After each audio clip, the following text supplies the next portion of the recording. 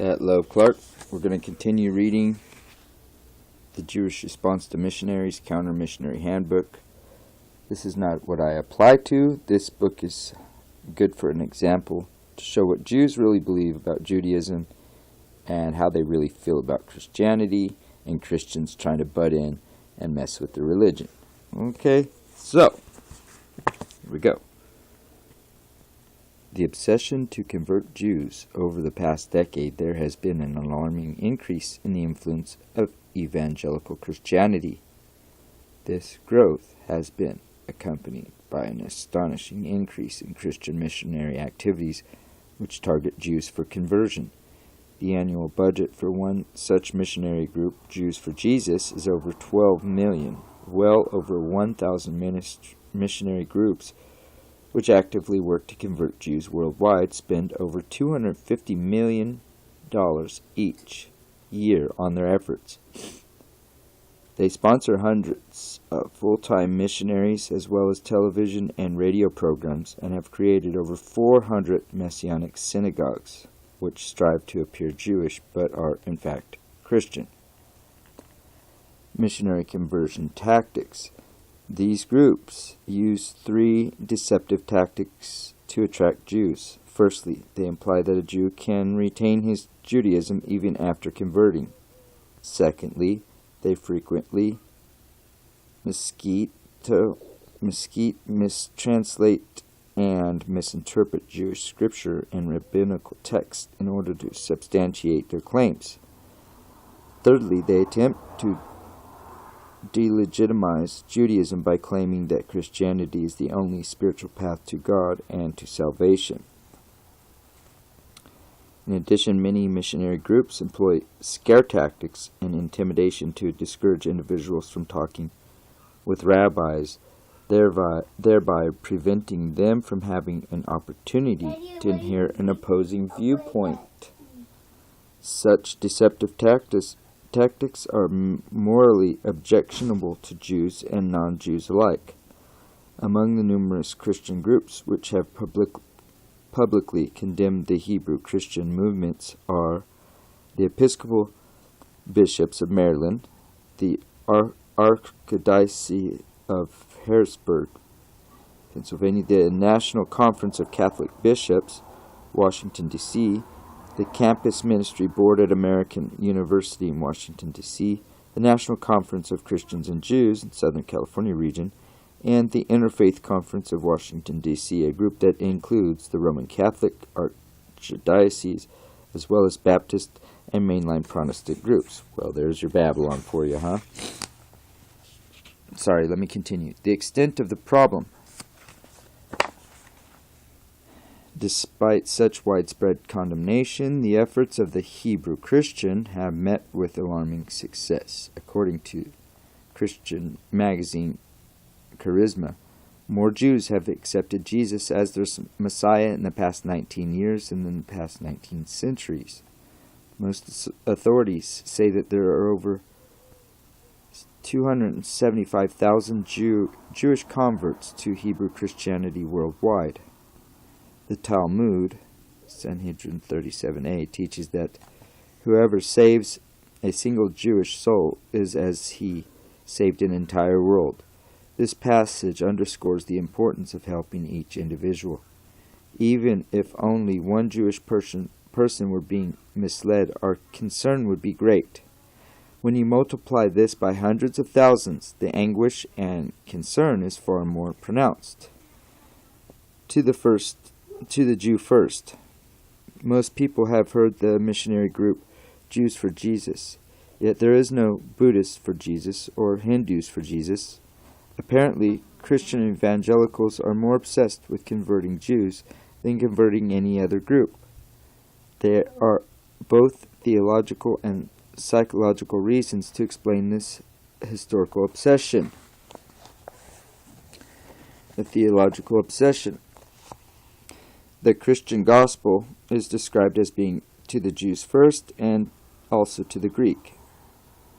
Fundamentalist evangelical Christians interpret this to mean that they have a mandate to convert every person, but especially Jews. Many fundamental Christians believe that the Jews are the key to bringing about the second coming of Jesus and salvation to all mankind.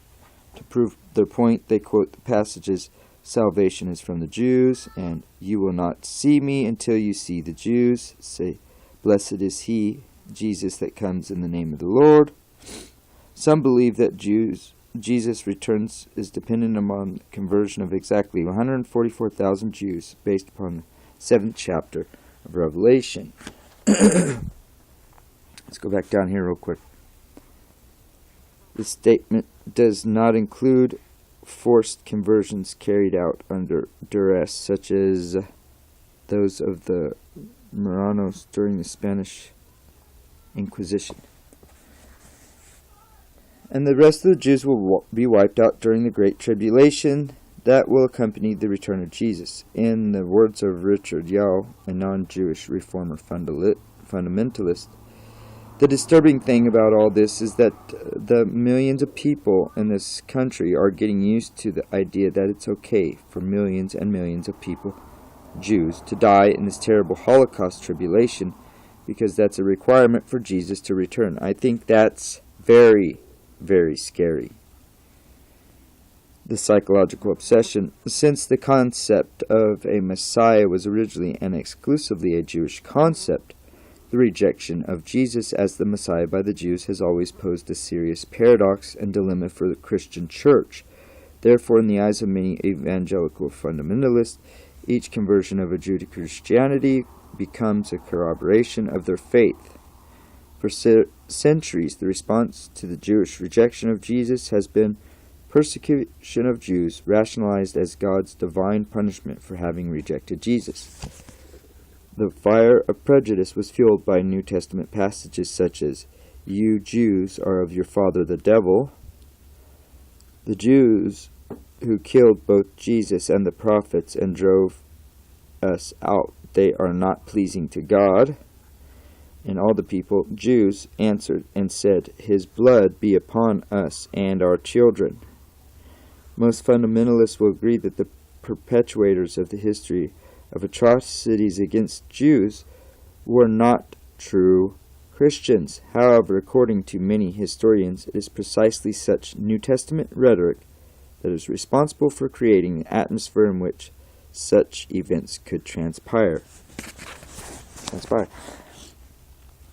Today, after almost 2,000 years of Jewish rejection of Jesus, the dilemma still exists. It is out of the tremendous theological and psychological need that the fundamentalist Christians have committed millions of dollars to develop new, sophisticated, and often deceptive techniques to convert Jews. Footnote: for an in-depth analysis of the idea, please see the book The Roots of Christian and Anti-Semitism, recommended in the suggested reading list.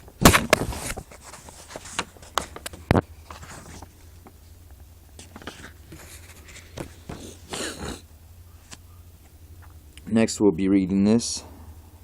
Here are some of the training manuals used to teach Christians how to target Jews for conversion. Note the blatant use of Jewish symbols and themes. How to witness the Jews. That's satanic. Or that's non-Christian, actually. That's a magic symbol, okay? However way you want to put it. That's right on the cover. Missionary Training Manual with a demonic portal right on the front. Another demonic portal. Another demonic portal. Next we'll read about Hebrew Christians, biblical paradox or religious reality.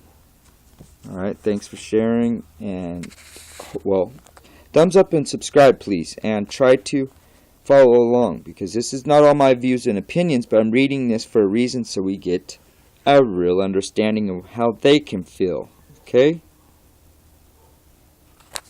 So,